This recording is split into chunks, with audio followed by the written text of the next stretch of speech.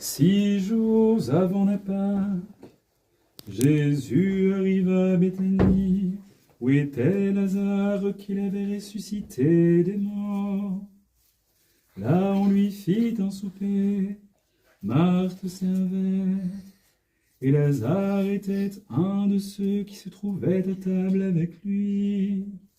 Marie, ayant pris une livre d'un parfum de nard pur de grand prix, oignit les pieds de Jésus, et elle lui essuya les pieds avec ses cheveux, et la maison fut remplie de l'odeur du parfum. Un de ses disciples, Judas l'Iscariote, fils de Simon, celui qui devait le livrer, dit: pourquoi n'a-t-on pas vendu ce parfum 300 deniers pour le donner aux pauvres?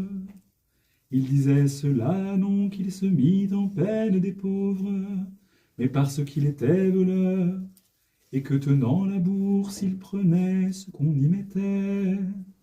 Mais Jésus lui dit: laisse-la garder ce parfum pour le jour de ma sépulture.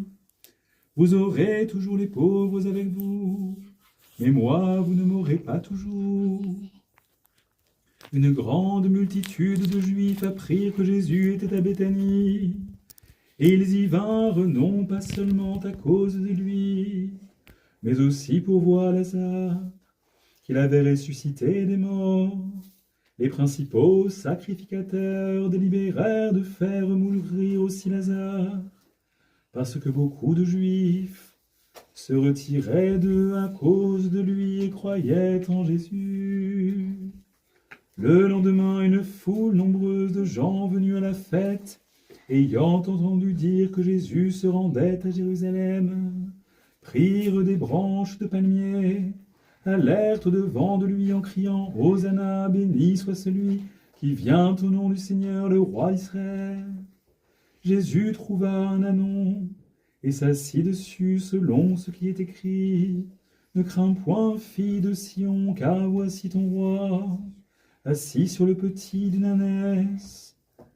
Ses disciples ne comprirent pas d'abord ces choses, mais lorsque Jésus eut été glorifié, ils se souvinrent qu'elles étaient écrites de lui, et qu'il les avait accomplies à leur égard.